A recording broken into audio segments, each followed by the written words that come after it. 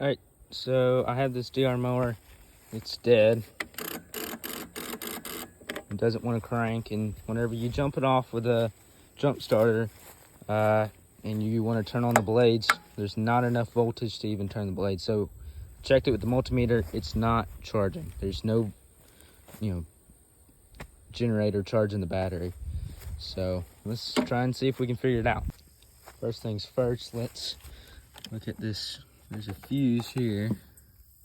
Goes into this board. I'm not exactly sure what this is.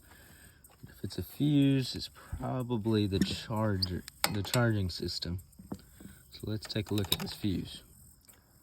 All right, here's the fuse. Yep, that is bust. All right, we need a fuse, and we can start there.